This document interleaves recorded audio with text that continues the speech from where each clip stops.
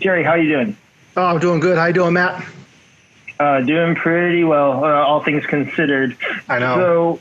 So, the last time we spoke, it seems like an eternity ago, but we were looking at this whole coronavirus and dealing with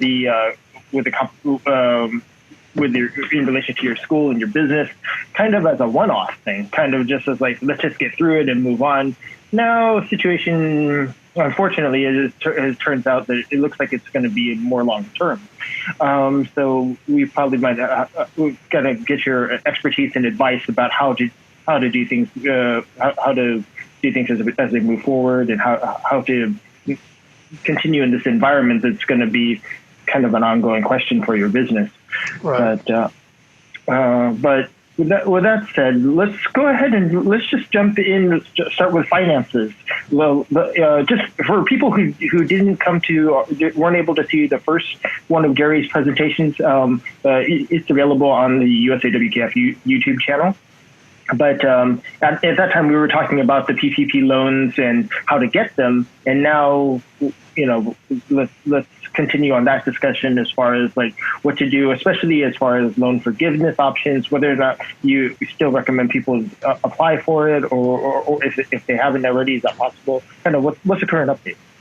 Well, what I found out is right now, if a school or a business hasn't applied for the PPP loan, I believe today is the last day. I think they really should jump in there and try to get that loan, or at least put the application in today. So the application has to be in by, I think, like this evening. And then once they get it in, then it's going to be part of a circulation for the last part of the monies to be divvied up. So I think if they haven't done it, I think it's very important that they do that as soon as possible.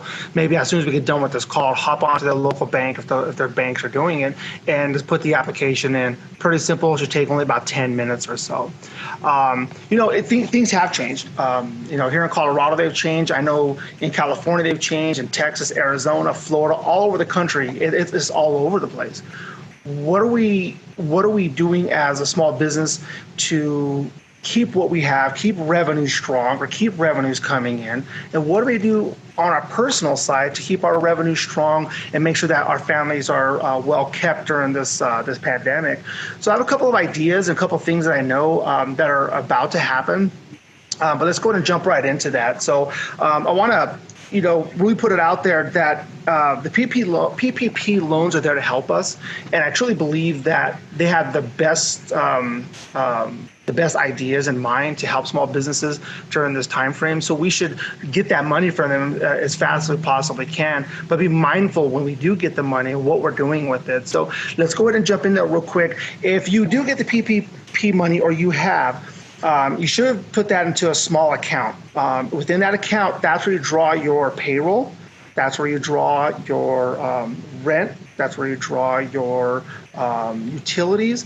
But within that, there's a certain percentage you can only use that for outside of payroll, because that's what it was for. It's really meant to keep keep our employees for at least 2 months during that time frame of the initial start of the shutdown. Well, it's obvious that they're talking now about the pandemic or the shutdown going all the way up for the next 12 to 18 months. Well, we can't survive off of just that original fund. So we got to be really careful how we handle our monies going forward.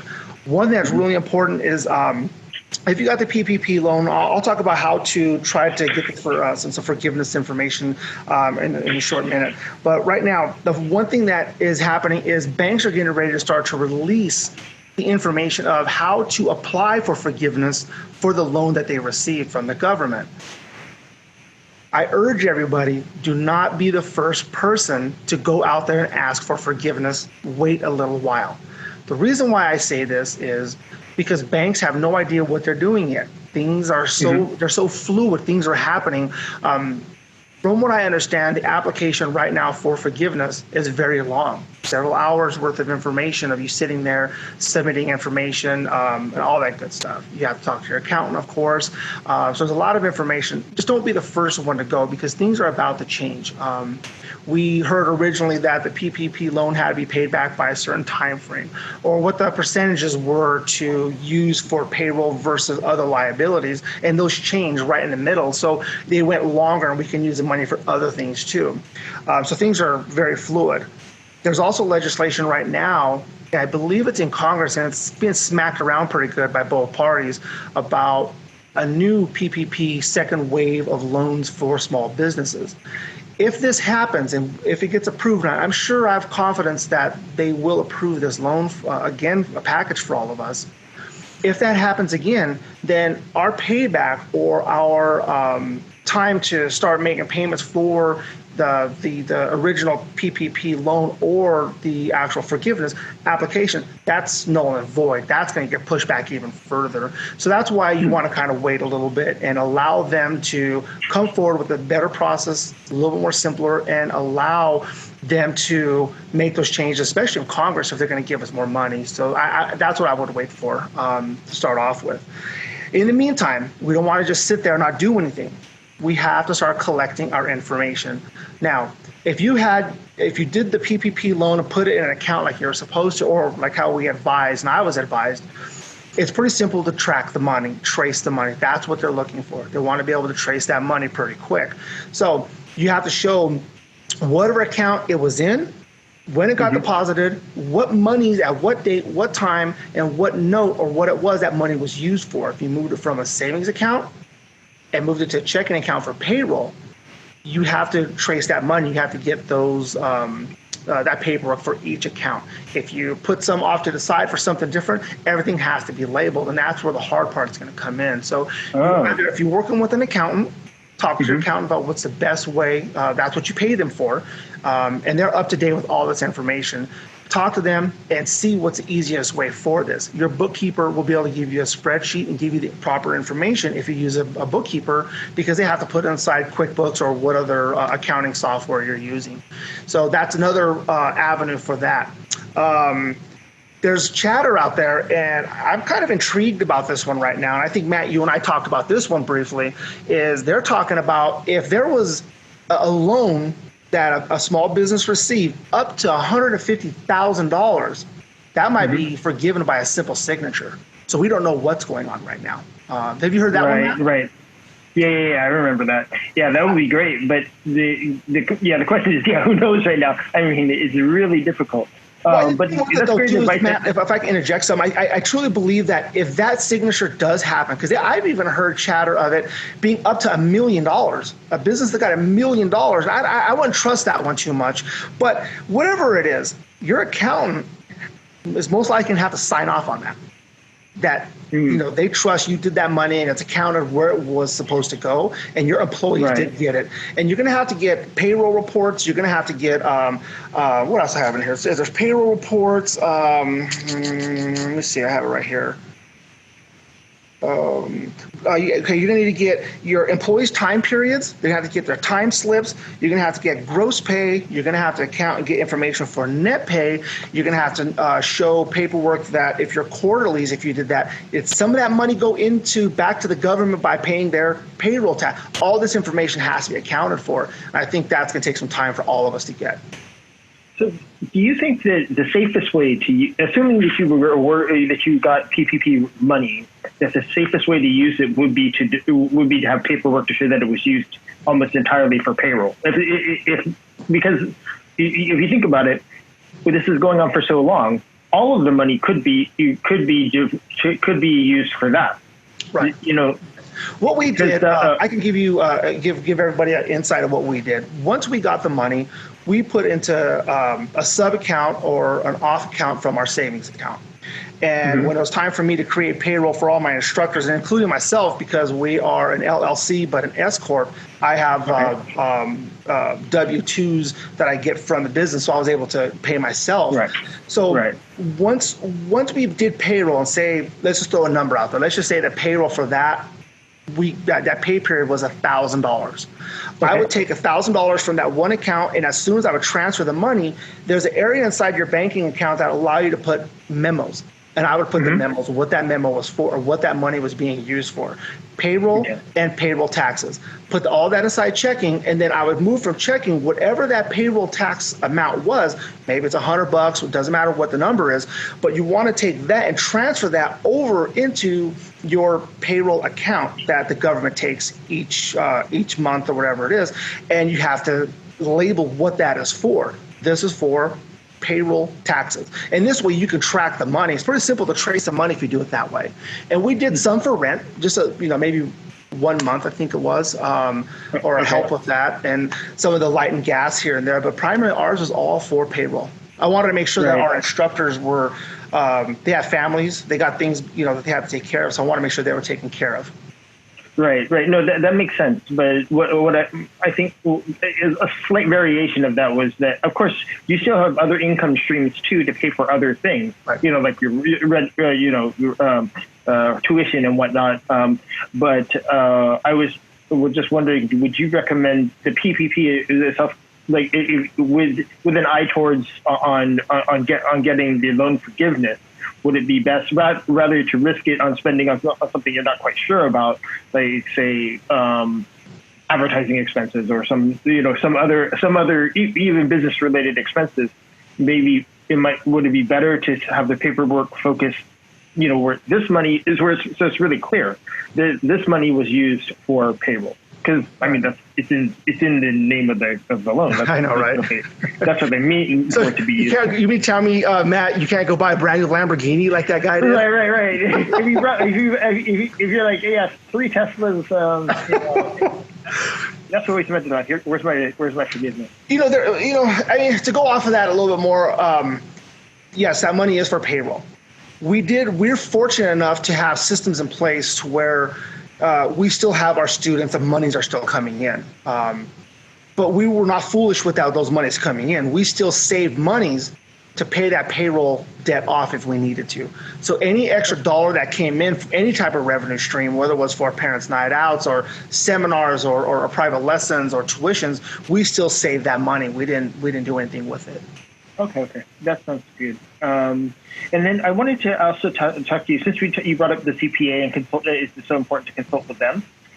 Is there any sort of tax ramifications for taking the PPP or taking any of the government? Not that I know of, other than paying back the 1% if you keep it as a loan or it gets denied for forgiveness. But I talked to my CPA about it, and that same thing. No, they're not even aware of any ramifications right now. Could be in the future. We don't know yet.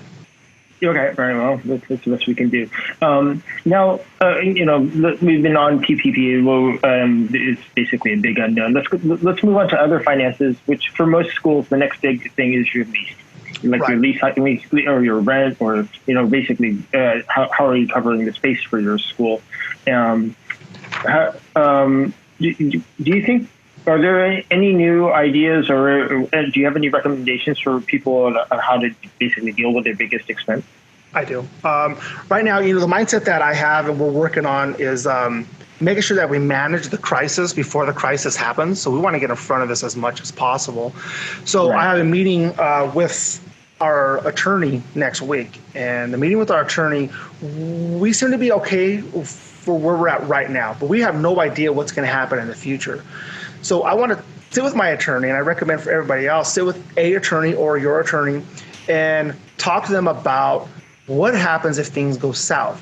What happens if I have to vacate the location that I'm in right now? See, you can't just leave if you're making lease payments on a facility. You can't just leave. You can leave physically, but they're going to come back and they're going to want their money somewhere that you vacate or you kind of ran out on. So we want to get in front of that. I want to talk to my lawyer and find out that if this does happen, I need to downsize or I need to move locations. If they come after me, am I protected? And my personal assets and my family, are we protected? Business, that's something a little bit different. We can talk about that in depth. We can do it today, or we can talk about that at another time. But right now, it's about just getting in front of the crisis. And I definitely will talk about setting up leases and things like that in a moment. But we really want to talk about right now is getting in front of it. What if I do have to leave? What if I do have to file bankruptcy? Is that veil going to be pierced to where they're going to come after my family's home? They're going to come after our car. They're going to come after retirement, 401ks. Are we safe from that? If you're a sole proprietor, talk to your accountant, move over to be an LLC. LLC and move it over to an S Corp. So this way you have a little bit of more protection in that also. But just because you're a LLC doesn't mean that you're 100% protected. It means that the business is still flapping around out there a little bit. So you got to really talk to your attorneys to find out what that means if you don't know. So leases. Right now, I'm being bombarded by a lot of people, leasing departments. Hey, Jerry, we have a great space over here. What can I do to get out of where you're at and come over here? They're hurting. Mini malls or strip malls out here in Colorado, in my area, in Aurora and Denver, they're hurting. It's like ghost towns in some of these places. So just know this. Wherever your lease is, if you have a big chain store there, or you have what they call the anchor, whether it's a Ralph's or a King Super grocery store or whatever it is, if they go bankrupt and they go under, contact your leasing agent immediately, because you are going to be able to request to get some of your monthly payment dropped because they're no longer there. When you go to another location, a couple things. You want to get free rent up front. Always ask for 6 months free rent. Why? Because it's going to take 6 months for you to get your students over there. Not always true, but that's always a good time frame for me. Also ask for tenant improvement money. That's what we talked about last time. Try to get $20,000, $30,000 or whatever it is to build up your facility. Martial arts schools, we're pretty much plug and play. We really don't need a lot of bells and whistles, but take that money and put it in a savings account. Use that money for the other lease. If they come looking for you, if you have to break that lease, you can use that money for that over there. Or you can ask the new company or the new leasing agent if they'll take care of your old lease and help negotiate that and shut that down.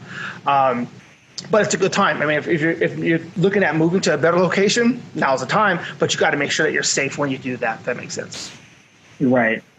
Well, what's your limitations right now in Colorado for teaching inside and for teaching Wushu? Because like here in California, we can't use any of our spaces indoors. So you either teach outdoors or online, but indoor right now is banned for us.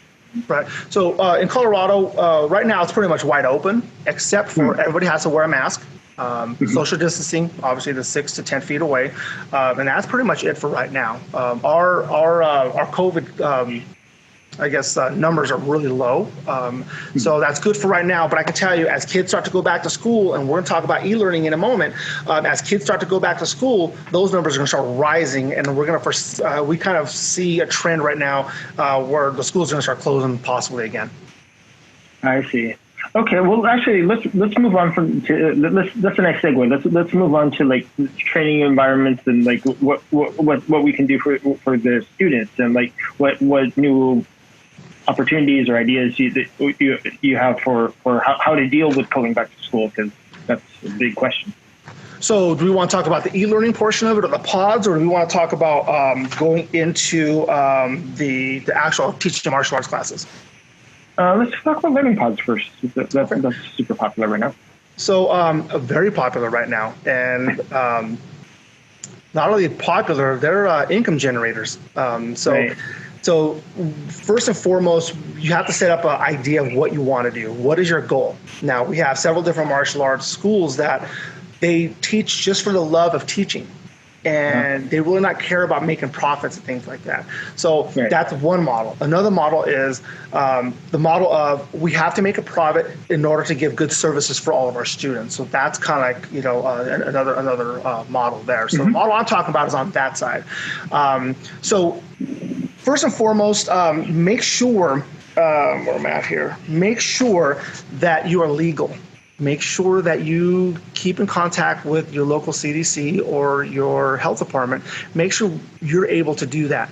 I know for a fact in some other states, and I can't remember, I think it's Missouri, you cannot do e-learning pods at all. You have to have a full daycare license. Oh, we better back up first, because let's talk about what learning pods are, like in general. Okay, so learning pods are basically, it's a facility, and it's not a tutoring center, but a learning pod is a group of people and who are facilitating learning for students. Now, a lot of those kids are going back to school, and everything is going to be online, or the parents don't feel comfortable with sending the kids back to school, so they choose to opt out and do everything online with the teachers. So what these pods are is a business such as a martial arts school, because we don't use our martial arts school in the daytime. It's only in the nighttime. So right now, we're just wasting rent. So what we will do is we'll set up tables strategically set apart for COVID, and have the kids at each table, just like in a school, and have them go through their learning modules and their seminars that's happening from the schools. So that's pretty much what the learning pods or e-distance learning is. And a couple things with that, and I'll get into some of the technical stuff that we've got to kind of worry about in a couple seconds. Make sure that make sure you're legal. Two, make sure, it's very important, make sure you contact your insurance company, because if you may have to create some type of new insurance with that insurance company, because you are not a camp. You're a learning facility. So there's no camp really happening. So what's going to happen is there's not going to be any coverage if something goes wrong. So contact your insurance agent or your brokerage firm, and they will help you with that process and help set you up with a rider that goes next to or with your insurance to cover you for any incidents that happen here at the learning center itself. Does that make sense, Matt? Yeah, a bit, but let's talk about like how you would use it as a Wushu school for learning pods that I've heard of so far, in relation to a martial arts school or schools who already have pre-existing classrooms or like you mentioned, they already have the infrastructure in place, like the desks and stuff like that. But could you give some idea about, because I know you and I had talked about this before when we were planning this, like how you would recommend people kind of make the equation of whether or not to do it, because obviously the learning pod will generate income for the school, but it's also it may come at cost, to set up, and reallocating your time, finding the resources, finding the instructors, basically how to look at the cost versus the potential income. So yes, there is a cost, and there will be income, or should be income with it. And we'll talk about break even in a second. You're gonna have to have upfront initial costs. You're gonna have to buy desks. You're gonna have to contact your internet provider. You're going to need most likely get a new modem, and you're going to have to get the highest set of Wi-Fi or wireless that you can get here at your facility. And you're going to have to do a test. You're going to have to test that to make sure that you can handle that many laptops coming in, or whatever the mechanisms are, iPads or phones or whatever it is. With that being said, I would recommend, once you get your internet boosted up pretty high, shoot about 120 megs we have here. Invite a bunch of friends to your school. Have them bring their laptops. Have them pop up the laptops. Have them start streaming YouTube videos and see if there's any crashes happening. Because if they start crashing, you're going to have to figure something else out. Contact the internet provider and let them know what's going on. How many students are you going to have there? Are you going to have, say with COVID, you're able to have 35 people inside because you have a large facility.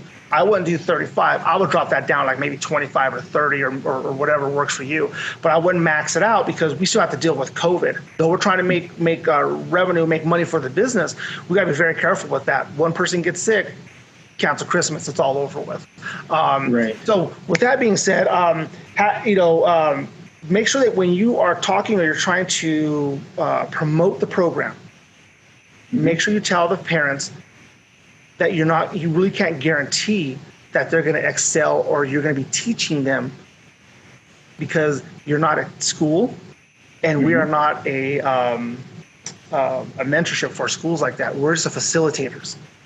Put that out there up front. We will log them on. We will make sure that your kid is not watching YouTube videos and playing Roblox and all that stuff, and they're actually involved, engaged with their schoolwork. But you really can't guarantee that you're going to get them to do well in school. And I think that's something that's very important, because we get calls and people are saying, hey, my son is in a Russian immersion class. Are you going to have a Russian speaker there for him?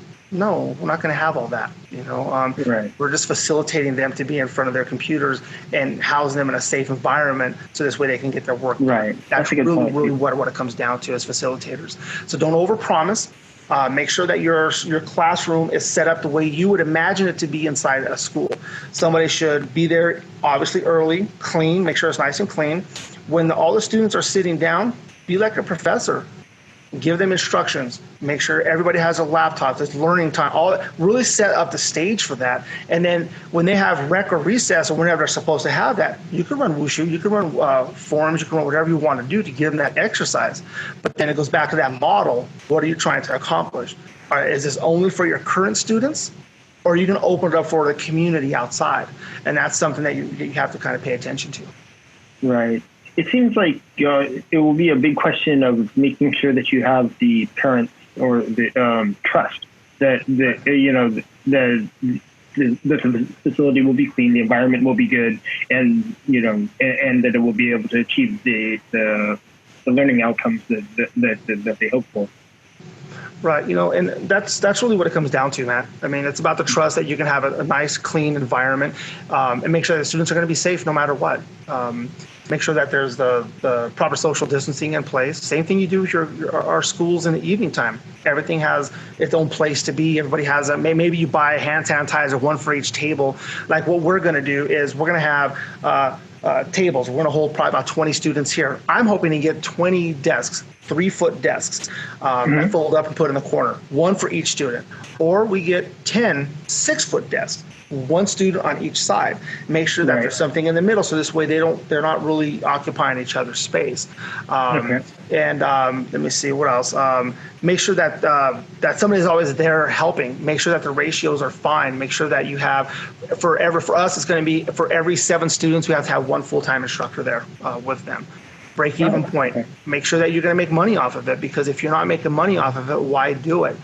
Then you're going to that other model we talked about, that you're doing it just for the love of helping the community and helping. But nobody works for free, so we really have to kind of get that break-even point. So this way, at least you're making some type of profit with it for the school. Right. Okay. Let's talk about the school just a little bit. You covered it a little bit but as far as for the social distancing and viral containment, not just for the learning pods, but just for a regular Wushu class. How has everything been working? The stuff that we talked about before, are there any updates, or are there any other recommendations that you have, or is everything? It's still the same from the last. I mean, what we follow is just making sure that you're consistent with it. Make sure everybody is, tested outside before they come in with, we got the temperature readers from where they go from Kung Fu Direct, right? Got 3 of them. So we have them get sanitizer out there, write down their name, make sure you have the temperature next to their name, so you know what they have when they come in case there is somebody that gets sick. We had one of our Wushu girls come in yesterday, and she was right at that edge several different times. I kept her outside, and she was still at that edge, and it was acceptable to let her in, but I told her parents that we have to kind of watch and see if she starts to spike a little bit, and the parents were spiking also. So they were right at that 100, going to almost 100, in one. Obviously, we can't let them in that way. But in between classes, everybody is cleaning, everything's sanitized, making sure that there's proper distancing for everybody, making sure that it smells clean, it looks clean, all the clutter. You can tell a little, we start getting around our walls, we just start taking stuff off and, just getting rid of stuff, because it's like, we don't need, when's the last time we used this? Oh, we used it last summer camp, trash it. We haven't used summer camp for a year, it's no good. So just making sure you really clean everything and make sure you give the appearance it is clean, it smells clean, and the kids are going to be safe. One issue that we did have, and this happened just the other day, and I'm happy to share with everybody, is our little champions program. Those are our little Kung Fu kids, and they range from ages from 4 to 6 years of age. Sometimes they need help with their shoes being put on. When we separate them from the parents coming in, the kids know where to go. They put their belongings in their cubbies off to the side in their own individual space. They put their shoes on, they come on the floor.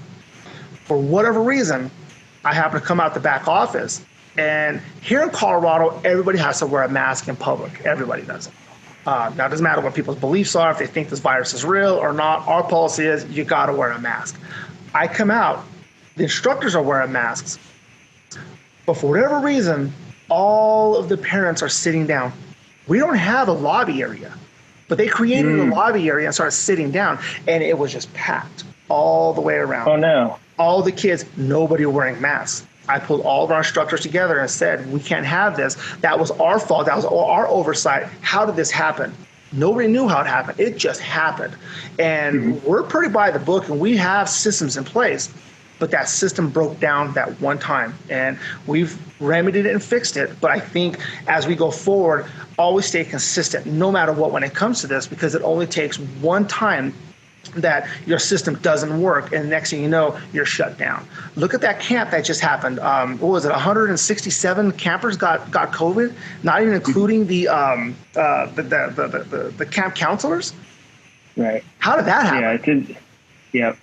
So we can't allow ourselves to do that. So make sure, my recommendation is just make sure we keep on what's new and what's happening, and make sure that we keep everything separated. That's really what it is. And consistency is always the best policy for right now. I see. Okay, sounds good. Let's move on to some other like creative options that you're doing for promoting Wushu in the COVID time. What you got for us? So, like, talk about revenue generators? Yes. I love how you just lighten up when we talk about revenue generators are fun. It really depends on what you're able to do. Our idea of revenue generators is retention generators. We want to make sure that whatever we do, it comes back so the students stay. So we are trying to create an environment where the parents feel guilty by quitting. Does that make sense? Mm-hmm. They just don't want to quit. Right now, we know that in our state, I'm not sure about California, I know Texas, some of the other states, but fall sports is out. There is no more fall sports. Fall sports is out, and they're not coming back to regular sports, football, basketball, none of that until next year sometime. Maybe the all of 21 is gone too, so I really don't know. But one thing that's really important is why not? We're creating a strength and conditioning program. Now, those students need somewhere to go. Now, we're going to charge them the same amount of money as we're charging our Wushu athletes. Now, we don't have to talk about the prices, but whatever it is that you're going to charge them the same. They necessarily don't need to do Wushu, but they need strength and conditioning. They need agility, the same stuff that we do in our Wushu program already. Peter Wolf, fantastic. He has some ideas about strength and conditioning. Mario Martinez, some fantastic ideas, and if you reach out to them, they'll help you create these and give you ideas of where to go, possibly for certification, or do we even need certification for strength and conditioning? We can just wrap our Wushu programs right around them. So that's one revenue generator, and we might be able to keep those students for a long period of time after, because we're always trying for that conversion, right? We want to convert them. Right. So that's coming up. One that I love. And it's similar to Uber Eats, and it's pretty much it's takeout kung fu, man, takeout wushu, and they set up a private lesson. We're not charging them any more than a regular private lesson, and we'll go to their house and we will train them in the backyard, a park, or on their driveway. I prefer the driveway. I know it's slanted sometimes, but we prefer the driveway because all their neighbors get to see. Take extra cards and extra business information with you so you can pass it along to all the neighbors and seeing, because there really aren't too many activities going on right now. And if we're the only ones that's in their front, guess what? We're going to be able to convert and bring people in. Now, whether that's in person or if it's online, that's something completely different. It depends on what you feel comfortable with. Let me see. Another one that we're starting up mid part of August. This is a new one for me. It's going to be fun because I'm going to make it fun, and it's Tai Chi and tea. So Tai Chi and what? And tea. So what that means is I'm going to invite all of our students and their families, and we're going to go at 9 o'clock in the morning on a Sunday.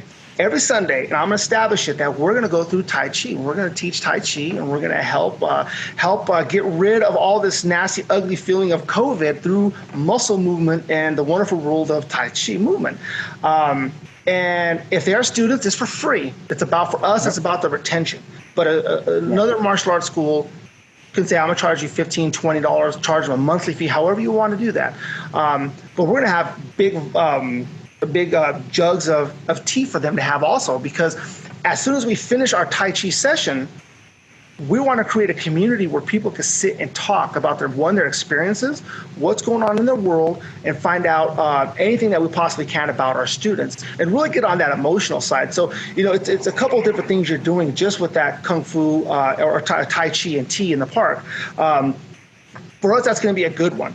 It's going to be a big one. And the reason why is, how many of us really know our students and their parents?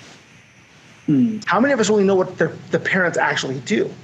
I just recently found out that one of my students' father is a high-level executive, is a CIO of a major corporation, and he's the one that's helping me with all my IT stuff. He's like, no, do it this way, and this way. I never would have known that if we weren't doing Tai Chi, and he said what he did, and we started talking, opening that up, that door of, what do you do and how can I borrow some of this information and share back and forth? So that's a good thing also. You might have a lawyer, an accountant, you may have somebody has a brilliant idea to help you generate more revenue without even knowing it, and they may just put that information out just for general conversation.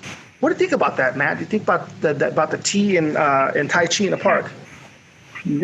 In theory, it sounds great. No, it sounds like a fun event. The only thing I would, you would have to double down in this coronavirus is that everything would still be social distance. I think out in our area, it's a little bit different with that, but I'll let you know. I'll keep everybody posted on that. And I plan on going to USAWKF Facebook page and start loading a lot of my results and what we're doing and what we're seeing, what's working and what's not working. So I'm waiting to get through this one, and then I'll start adding some stuff in the upcoming week or so. So this way we have some data we can go off of.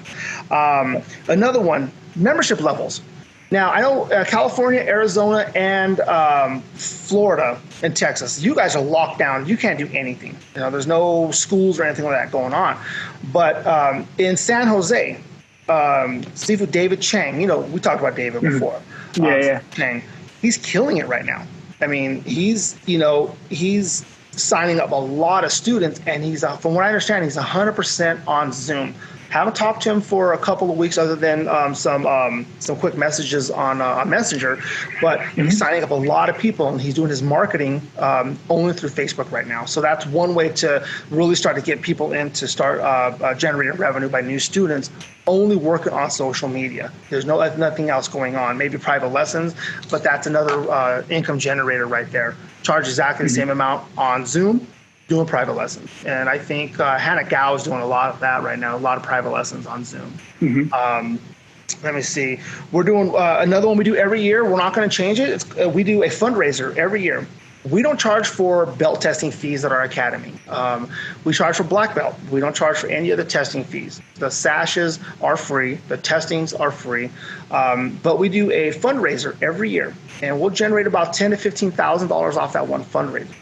And we sell cookie dough. It could be whatever you want it to be. It could be, it could be candies. It could be whatever it may be, popcorn or whatever it is. But you get the whole school involved with it, and everybody has to be involved. There's a prize structure, kind of like we got it from the Girl Scouts actually. And the Girl Scouts, hey man, talk to a Girl Scout about being part of your sales team, because they'll help you out. Yeah, those guys can sell ice to Eskimos. Yeah, no problem. Yeah, they're pretty vicious. And then when the money comes in, you obviously pay for the product, but you get to save that money, so this way you can use it how you will within the academy or within your schools. So that's another income generator there, something that's internal, something that the students can actually wrap their minds in, something tangible. The schools are doing it.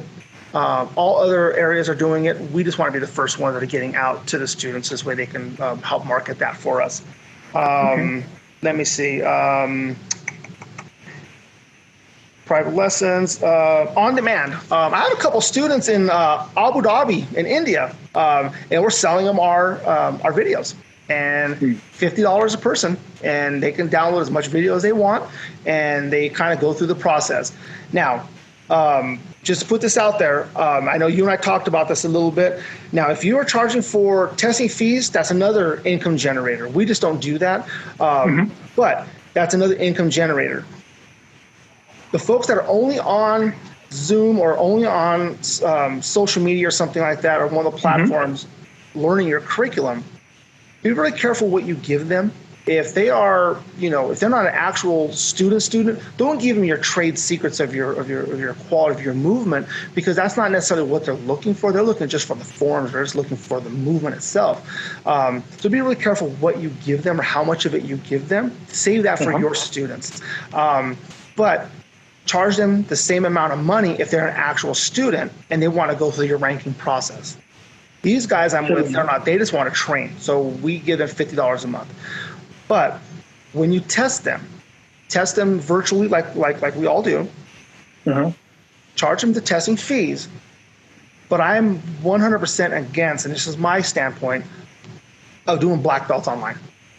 Okay.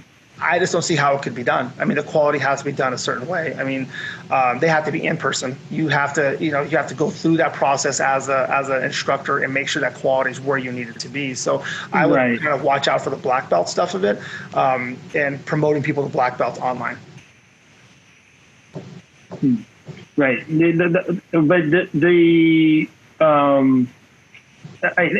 Another question is for at your school, for the Zoom test, all of the other tests, are they identical, whether they're in person or Zoom as the curriculum, or the test material? Is it the same? Those are the same forms, and we've modified our curriculum to fit both.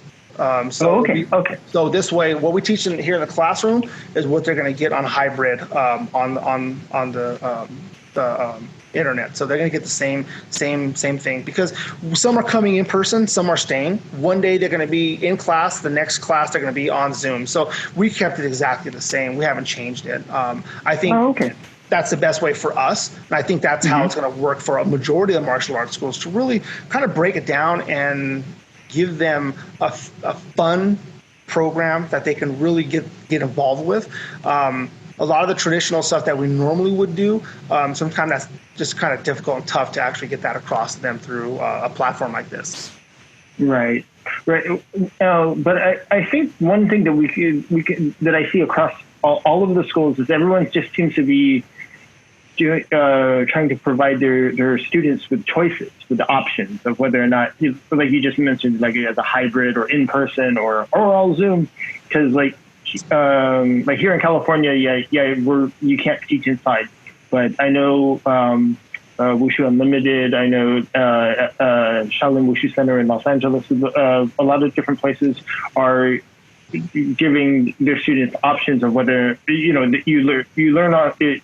either all online, or in the Wushu Center's case they have small groups that they can learn outside, but no matter what, we're gonna go back to that thing that we talked about before, as far as the trust that the parents have, and it might not even be in you or your school. It's just in the danger level that they're feeling, and making sure that there's a solution set for them to still be part of your school, regardless of how they feel. Right. I've taken a standpoint by talking to other folks throughout the country that are in this now, and running high-level successful martial arts schools. And the one thing that I wanted to do was take away the stress from them. Yes, make a decision at home, in person. It's entirely up to you. Matt, if you wanted to come and train here because one day you want to get a good workout in, come to the school, here in Colorado. But if you don't, you want to stay home, you want to work out, still get a hard workout training session at home, you still can do that. So we have it open this way. They can go back and forth, but our curriculum is going to be the same. We're not going to change that because it's too hard for our instructors to do that. It's too hard for us to say, look at the camera, teach one thing, in person, teach something different. We can't do that. It's too hard, and I got to make sure that it's going to be fun. If not, it's just kind of chaotic. One thing that we did notice, or I noticed this last week, and we did something a little bit different, is when we're running our hybrid classes, like right now as you and I are talking, I could actually be teaching in the back and you're watching, trying to follow along. But what I noticed was, as I'm watching the student that's on the monitor, they're kind of just not doing anything. They're just kind of like just trying to care, they're not being held accountable. So what we decided to do is we have two extra instructors just sitting here. I split the room in half, and I had one instructor with all the students live and another instructor directly with the kids on Zoom, holding them accountable. We pulled the curtain, and we have two classes going, same curriculum. We have, we have vision boards set up. We have like these dry erase boards and stuff set up. So we have two of them. One on each side. They read exactly the same, and the instructors are going off of that. And what they're doing is they're just really teaching the same class, but we're giving more attention to the kids who are on Zoom, because we didn't drop our tuition for them. It's the exact same amount. So we want to make sure that we over-service and give them everything that they're expecting. Right. And I think that's kind of where some of the issue is coming with some of the martial arts schools that I'm helping or talking to. They're like, oh, we dropped our tuition down to $50 if you're online. I don't see how you can sustain that. That's not a sustainable model, not especially if you have rent, air conditioning, all that stuff that goes into play. So that's kind of like what we've done. Okay. But modify the schedule. The training schedule, like what we talked about last time. Make the classes fun. Chinese martial arts is rich with all kinds of training material. You go to Chinese martial arts tournament and you see everything, I love it, So we're not like Taekwondo. We're not like the karate guy down the street where they have just very limited information and they're putting all this stuff in there. For us, one day we can have all the kids doing one thing. The next day we can have them doing something different, as long as it's part of that model that we created. One, they got to have fun. Kids aren't having fun, guess what? They're going to go play video games or they're going to go do something different. We got to make sure that we engage with them, make sure that we give them words of wisdom. We got to make sure that we really empower them, because behind that camera, their parents are watching and they're listening to everything that we're doing. And believe it or not, no matter how nice they are, they're judging everything we do. And they want to make sure that their kids are learning at a quality program, and that's what we have to give them. Whatever program you decide or whatever model it is, we really have to jump in there and make sure that we are giving the best we possibly can as an experience to that student and their parents. I always take it back to the restaurant. My waiter needs to give me what I asked for versus what they think healthy-wise is for me. So make sure that we're giving them and make sure we're listening to what they're saying. Send out weekly emails to all your students and their parents. Do surveys. Send out a survey. How was your class last night? Did you have fun? From 1 to 5 stars, what was your fun level? All these different things, what would you recommend? How was the attention at home?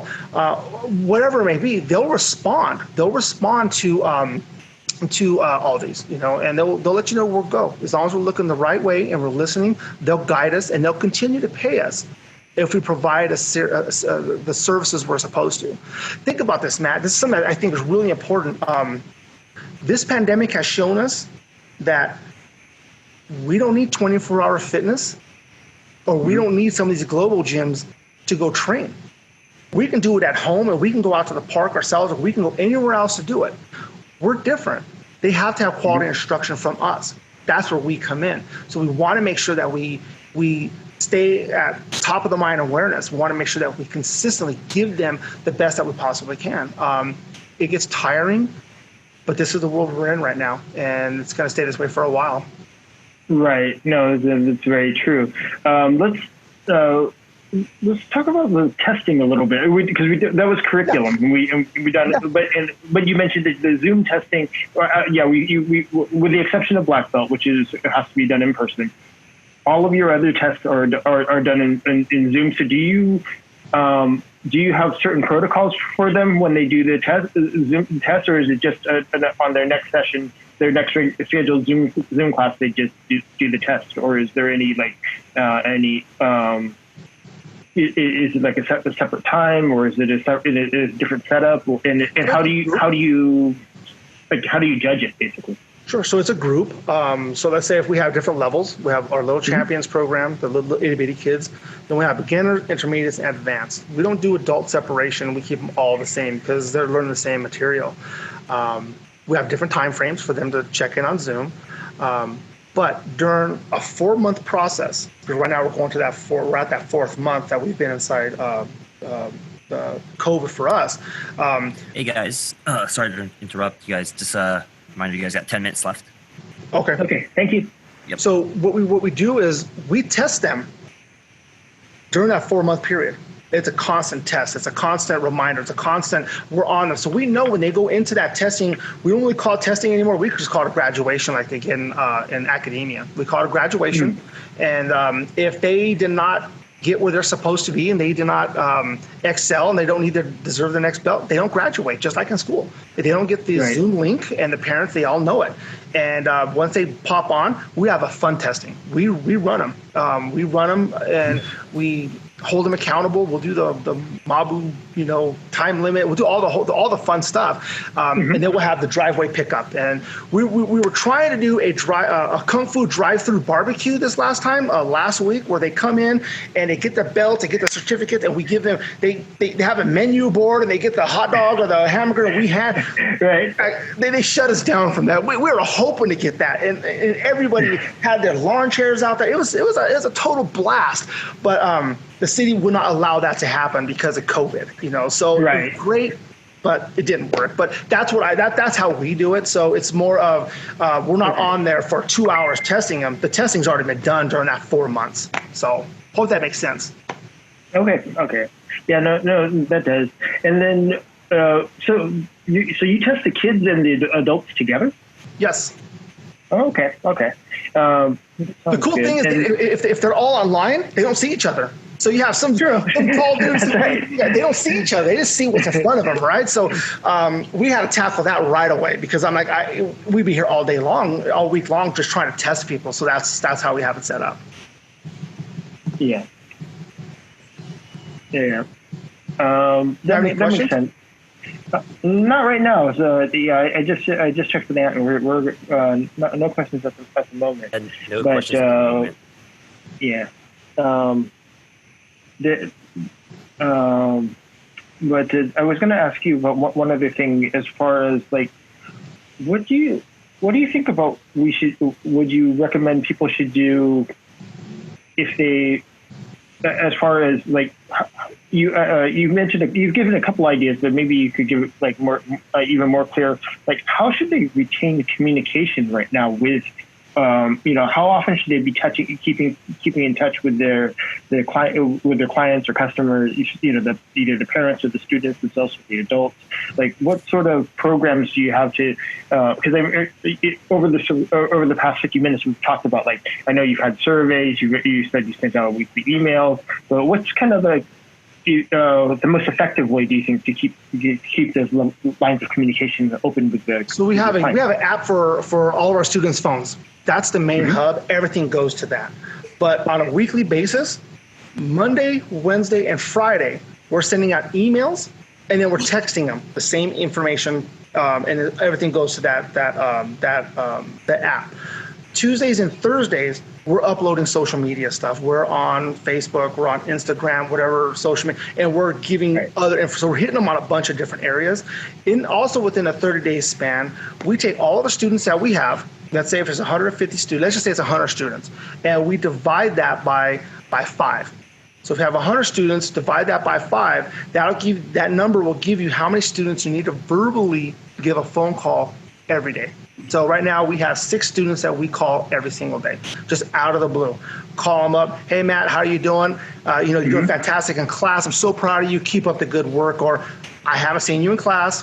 What's going on? Give me a call type thing. And then they'll get a card, a mailer every single night. So every student should get a postcard once a month. They should get a phone call verbally once a month. They should get texts and emails and their social media. So that you really want to saturate that information all the way across. Right. Oh, okay. And does your school, do you guys use all of the forms of social media? I mean, you mentioned the app, but you guys have a Facebook account, Instagram account, and all that. Yes. And then do you assign someone to update that, or do all the instructors like help out, or is it just you? I probably should, because I'm not the best at that. I mean, it's like, I don't know, I'll read a book, 1 o'clock in the morning. Oh, I forgot to post something. I go on there, nobody's up, right? But we probably should. But right now, I'm conserving all of our monies. I'm not trying to spend anything anywhere with anyone. Understood. So no, I gotta, give myself, memos to do that consistently. So, when you do our social media, try not to make it bland, make it fun. You know, because everybody's going to be able to read that in the community if somebody gets it, right? So you always want to put why your school is the way it is, what's the inspiration, whatever it may be. Make it a fun and a place to be, and then people will start to follow that, especially when they're looking for something to do for their kids when they have no other sports going on. So that's what the idea is, anyway. That makes sense. Yeah. And then what? You might as well. What is? Do you know what is your Instagram? What is your Facebook handle? Oh, no, National Martial Arts Academy. Yeah, on both sides. Sometimes it's funny because I'll comment on some of the Wushu athletes. Hey, man, great job. Justine, I haven't seen you for a long time. I hear nothing. You know what I mean? Because they have no idea who I am. Yeah, this is Jerry, So, I see. Okay. You have to have a personal one and you have to have a business one. But, for Instagram, they're the same. Facebook, you have to have two. So they kind of bleed with each other. So, but, before we end, the one thing that I could say is this. We're all in this together. In my opinion, the martial arts school down the street or the martial arts school in California, we're not fighting amongst each other for students. We're not fighting for information. We're trying to all survive at the same time. If there's anything that I can do, please reach out.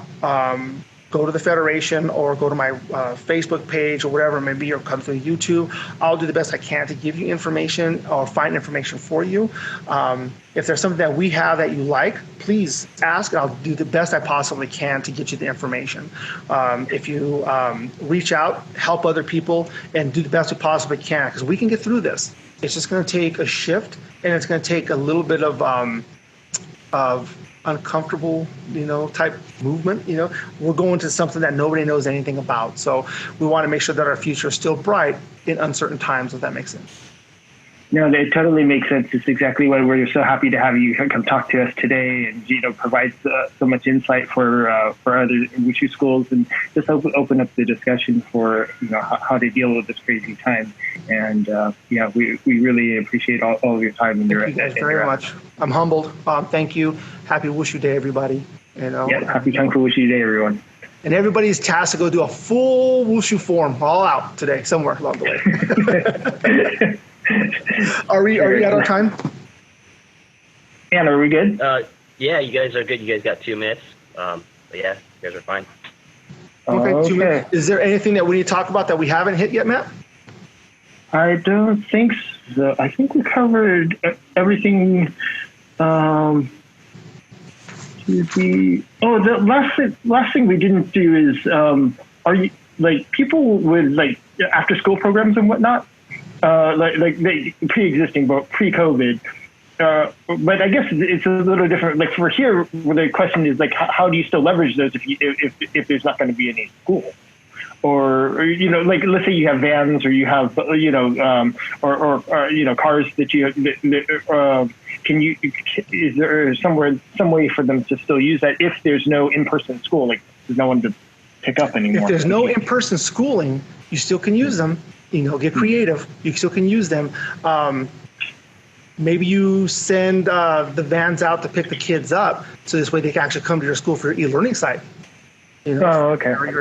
So it still can be used. We just have to step outside a little bit and kind of see what's changed. All the schools are closed, but the kids have to go somewhere. Maybe we still use those vans to pick them up to come to the schools for their classes.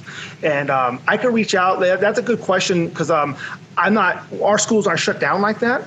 Right. But I could reach out to somebody I know who's actually doing this, and their whole state is shut down, and they're actually using their vans. And let me reach out to him. I could do it as soon as we get done with this, and kind of see what their ins and outs and what they're working on and what they're doing and how they're doing it. And I can report back and put it on the USAWKF Facebook page. Facebook. Yeah, maybe we just post that on the Facebook page, because I know we're out of time. But yeah, that would be great. But that was the last question. Other than that, you nailed everything else. I think we're all set. Definitely, they can do it though, Matt. Outside. I mean, the only thing about outside training with us, it snows. It's blizzardy out here.